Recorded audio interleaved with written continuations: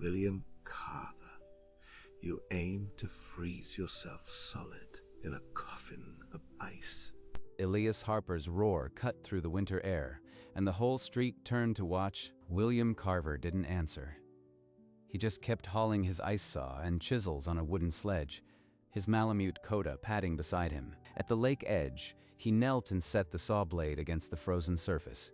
The first teeth bit deep. Mary never understood why the cabin never held heat, but I do now. Coda whined softly, watching the frozen horizon as if he too remembered the draft that killed her, a memory cut sharper than the saw. Mary coughing in their old cabin, ice forming on the inside walls. He had read the Inuit teachings 100 times. The still air is the shield, not the material. Let them laugh.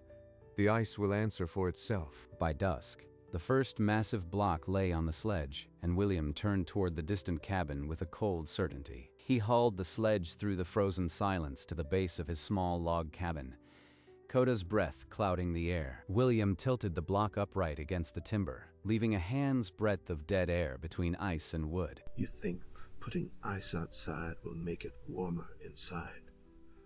That's the kind of logic that kills men, Carver. You've never spent a night in an igloo, Elias.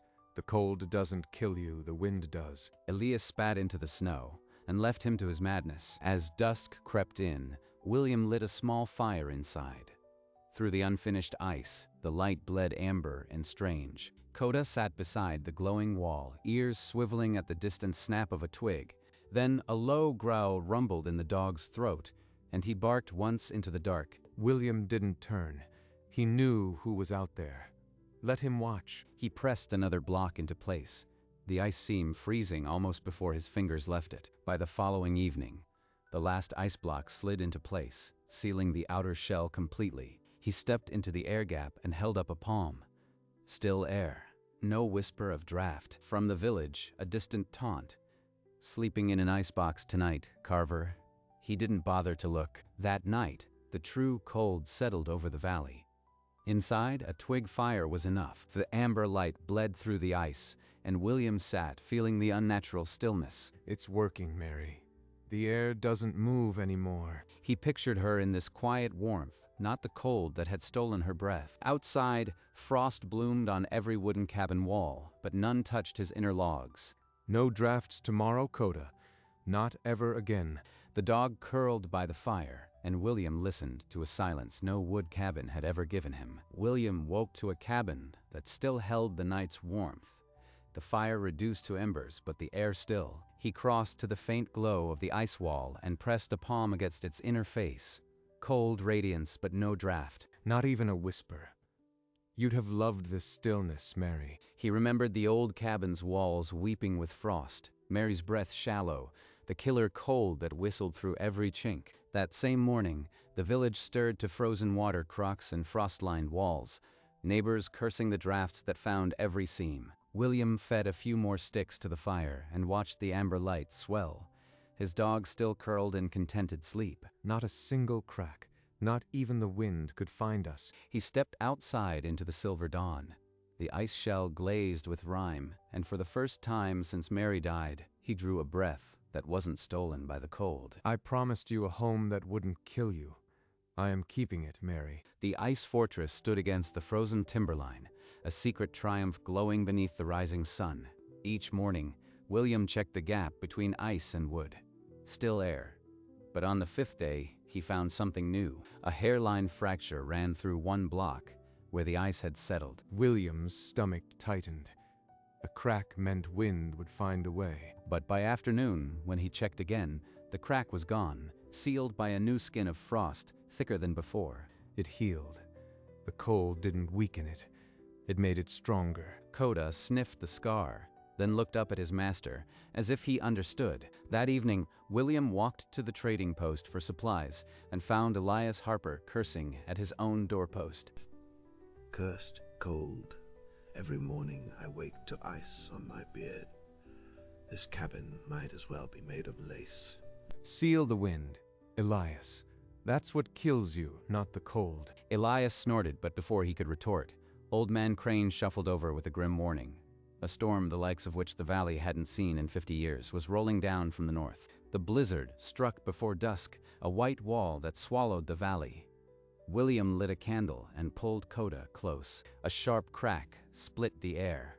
A block gave way, but frost instantly filled the fracture, sealing it thicker than ever. The storm wasn't breaking it. It was forging it stronger. Then, through the screaming wind, he heard it, timber tearing like a scream. He pressed his face to the ice window.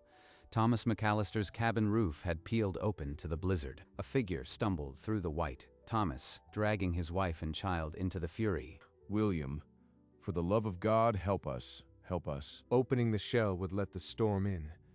But those were children. Coda barked once, sharp and urgent, as if giving permission. William grabbed the ice saw.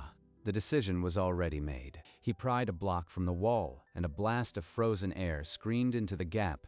Get inside, all of you, now, before the wind takes the rest of your cabin. In his mind, Mary's face flickered.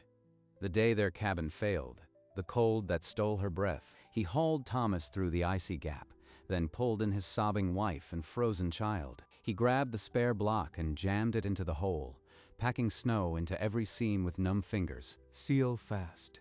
Faster. Curse it.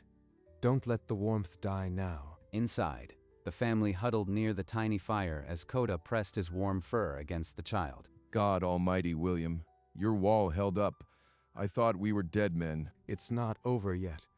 The storm's only just begun, and we've got a night to survive. Outside, the ice groaned, but the new block was already fusing, the breach vanishing. The storm hammered the ice shell without mercy. New cracks hissed open, and each time the frost sealed them faster. The dead air is our shield, Thomas. Not wood, not ice. Stillness. Mary had understood too late. Thomas's wife was starting to, but tears still froze on her cheeks as the child whimpered. Eat slow. Your body needs the fuel to stay warm. You taught ice to heal, William. I felled timber for 20 years and never saw wood do that. Coda stretched across the child, a living furnace of gray fur, and the trembling slowly stopped. Reseal the air gap, and the cold has no weapon. That's all it is. I'll be building one of these come next winter. God forgive me for laughing. The tiny fire was enough. Body heat and still air held the cabin at the edge of freezing, but not beyond. Outside, the blizzard screamed on. But inside the ice fortress, the silence had a different sound now. The sound of a promise kept. A brutal gust slammed the ice shell, and a crack shot across 3 blocks like a vein of lightning, splitting the air with a sound like a rifle shot. Thomas panicked and lunged for the door, but William grabbed his arm and pulled him back. Wait. Look. Frost swirled into the gap, and before their eyes, the seam froze shut, thicker than the original ice. It's alive with the cold. It feeds on it. That's not possible. Ice doesn't heal. The wall was visibly thicker now, a crystalline scar that had grown stronger under the storm's fury. Wood splinters under pressure. Ice heals. That's the difference between a coffin and a home. Thomas stepped forward and pressed his palm against the new ridge. It was solid, unyielding, as if the storm had forged it. And in that moment, Thomas McAllister finally understood. The coldest thing on Earth had just become the warmest, most unbreakable refuge in the valley. As the blizzard's fury slackened for a breath, William prayed open a narrow seam to peer outside. Down the slope, the village lay in ruin. Splintered roofs, walls twisted open to the sky. Only his ice shell remained untouched, glowing faintly against the wreckage. Ilias's cabin collapsed. Most of the others, too. We have to tell the others. Your ice wall could save everyone. Not yet. They're not ready to hear it. Not ready? William, people are freezing. They need to know. When spring comes, I'll show them something even greater than a wall of ice. Trust me. In William's eyes, Thomas glimpsed a secret. Something hidden beneath the frost, waiting for the thaw. The storm would resume, but inside that crystal fortress, the promise of spring had already been planted. By dawn of the 3rd day, the white fury finally exhausted itself, and a pale sun broke through the clouds. William pushed open the ice door, the frozen hinges groaning, and stepped into a world remade. The ice shell had thickened by nearly a foot, each crack reforged into a seamless, glazed bulwark. Down the slope, Elias Harper's cabin was a heap of splinters, and others had walls stove in by the wind's fist. Townspeople were clawing through wreckage, pausing to stare at the fortress that should have killed its builder. William ignored them. He set his saw aside and began shoveling a path, Coda beside him. Thomas's wife clutched his arm, whispering thanks through frozen tears that would not stop. Thomas lifted his child onto his shoulders and followed William's lead, clearing debris in silence. Elias stood in the ruins of his home, his mouth working but no sound coming out. None of them laughed now, none of them could. The ice had proven softer than their scorn and harder than the storm, and harder than the storm. The weeks that followed bit as hard as the blizzard, but with a slower, hungrier cruelty. One gray afternoon, Elias Harper climbed the slope alone, his shoulders bent like a man carrying a debt. I was wrong, Carver. My family's freezing in a tent made of canvas. Is there room in your war? You can sleep in the air gap, not inside. The ice needs to trust you first. That night, Elias lay in the narrow gap, frost crystals forming on his blanket, and listened to the wall crack and seal. Each morning, the spiderweb of new frost was thicker. The scars healed into ridges of clear strength. In town, the whispers spread. Carver's cabin wasn't just surviving, it was growing stronger. William handed Elias a heel of bread through the inner door. No words, just the food and a nod. They'll need more than bread before winter ends. But not yet. The wood has to wait. The ice held, the grudging respect grew, and the whole wrecked valley waited for the thaw that would finally reveal what William Carver had kept hidden all along. As the first mild breeze sighed through the valley, the ice wall began to weep. Icicles dripped a soft, steady rhythm. William, the wall is melting. If it goes, we lose everything. What do we do? The ice was never meant to last forever. Thomas, it was a winter bridge, nothing more. William turned and walked to the back of the cabin, where a heavy tarp lay draped over a shape that had waited all winter. He pulled the tarp aside. Neatly stacked timber gleamed in the weak sun, seasoned and ready. All that lumber. You had it before the first snow? You never planned on the ice lasting. Every cent I saved on logs went into this wood. The ice bought me time and kept the promise I made to Mary. Mary wanted a home that wouldn't kill her. I built her a promise, Thomas. Now it's time to finish it. You planned this from the day she passed. Every block, every night. You were building her dream in secret. The ice had never been the answer. It was the doorway, and now, with the thaw, that door was swinging open. William hefted an ice axe and began methodically prying loose the dripping blocks, stacking them to catch the meltwater in a wooden basin. Word spread. A crowd gathered at the clearing's edge, some curious, others still wearing old scorn. A jeer cut through. "Looks like your icebox finally gave up, Carver." William ignored them, stacking the ice blocks with a stonemason's care, letting meltwater trickle into a basin. Elias Harper pushed through the crowd, and without a word began helping to stack the ice. Together they dragged the tarp from the lumber pile, revealing the gleaming stack of seasoned timber. A murmur rippled through the crowd. The same folks who had laughed now stared at the fortune in wood. This ice wall was never meant to be permanent. It was a teacher. I am going to build a new cabin, one that honors Mary's dream. Any man willing to swing a hammer is welcome to join. The ice had taught them stillness. Now it was time to build something lasting. The first hand raised was Elias Harper's. I've been a fool, William. Let me haul the first log and prove I can learn. It's the dead air that does the work, the gap between ice and wood. Seal that, and the cold stays outside. He gestured to the original cabin, stripped of its icy shell, its logs dry as the day they were laid. The ice even kept the rot away. It protected the wood better than a roof. You saved Thomas's family, and you taught me something I won't forget. I'll build this new place with my own hands for Mary. William took Elias's hand, and the grip was firmer than any winter wind. Children ran with chisels and pegs, Coda weaving through their boots like a wound-up spring. The women sorted lumber into piles, and the first foundation stones were hauled into place. This is the home you wanted, Mary.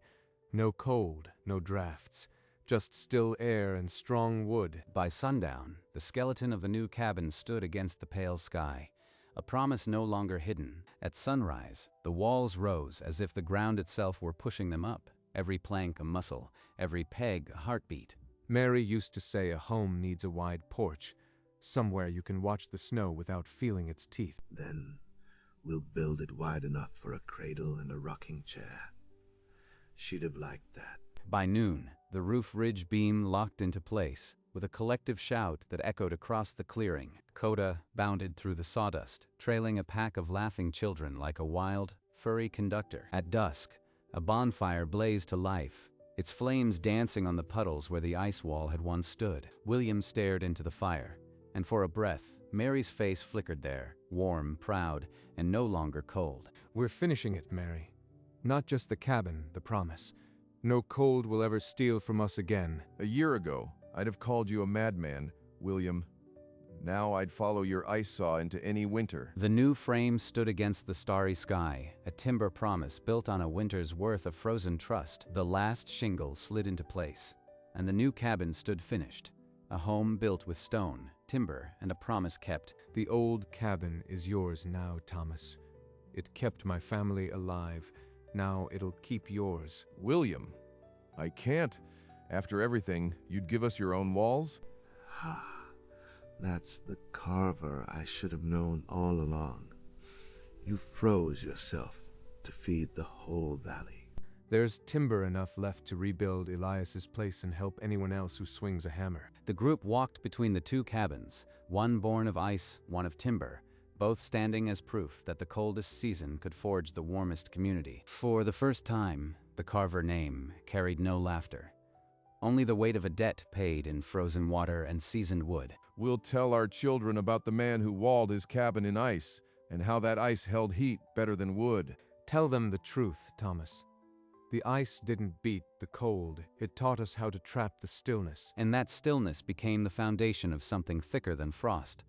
A town rebuilt not on scorn, but on the knowledge that sometimes the coldest thing can shelter the warmest heart. Within weeks, strangers rode into the valley.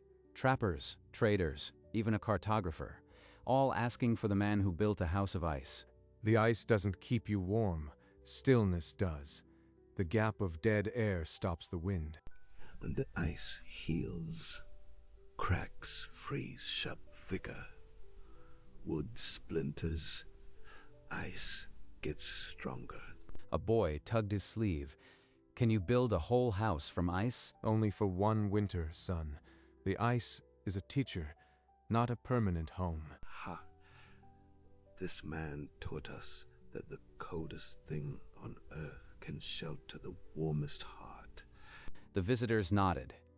The counterintuitive truth finally understood.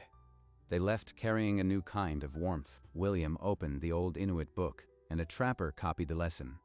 Ice blocks, dead air gap, self-repair. Remember this for the next long winter. And William Carver, standing on his new porch, needed no more words. The story of the ice fortress would outlive the ice itself, a truth that saved lives wherever winter ruled. On a quiet spring evening, William climbed the low hill to where Mary lay beneath a cedar cross. Coda lay down at the edge of the clearing, and William knelt, pulling a small crystal from his coat. It's done, Mary. The cabin is warm and the cold can't touch us anymore. I promised you a home, and I kept it. He placed the last piece of the ice wall on the marker, where it caught the sunset and began to melt. Let it go. All of it. The guilt, the cold, the fear. You are at peace now, and so am I. The ice vanished into the earth, and with it, the last weight William Carver had carried since the old cabin took her. Coda rose first, nudging his hand, guiding him down the hill toward the new cabin's glow. Smoke curled from the chimney. Not the desperate smoke of survival, but the steady, peaceful breath of a home. She would have loved the porch. I'll sit here every spring and remember the winter that saved us all. And the ice, now only a memory, had kept its final promise. It melted, so he could live. As the last of the ice melted into the earth, the new cabin stood as proof that the coldest winter had forged the warmest, most welcoming home. William ran his hand along the smooth timber wall, feeling the warmth that no draft could steal, and he smiled. The ice had done what wood could not.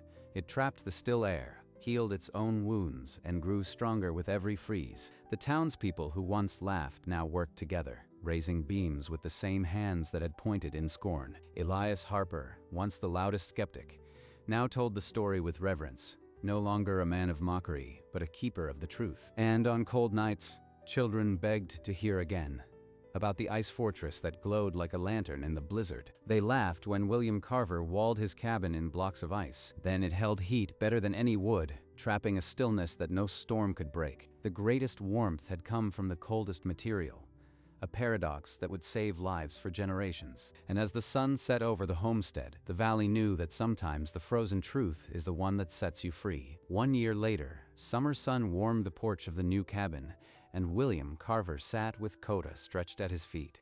A passing trader glanced up from the road and called out, "That's the finest-looking homestead I've seen in 100 miles." William only nodded, his gaze drifting to the distant peaks where winter still slept, harmless now. He remembered the amber glow of ice, not as a threat, but as a quiet shield that had saved them all. But that was a memory now.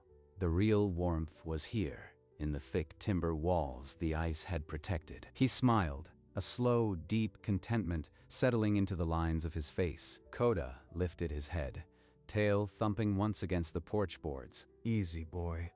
We're home. The chimney smoke rose steady and unhurried, a signal that winter no longer held any fear. And the valley, once a graveyard of frozen dreams, had become a place where the coldest thing had taught the deepest warmth. From where William sat, he could see both cabins, one born of ice, one of timber, standing side by side in the summer green. The old one now sheltered Thomas's children. The new one echoed with the quiet of a man who had kept his word. The ice was gone, but its lesson remained, etched into every beam and stone. And in the valley, no one forgot that the coldest thing had forged the strongest shelter. Sometimes the warmest thing in winter isn't fire, it's ice. And with that, the story of William Carver came to rest, but not to an end. For his truth would ride the cold winds, spreading from cabin to cabin, a quiet paradox that saved the frozen, until every winter lost its bite, fade to black.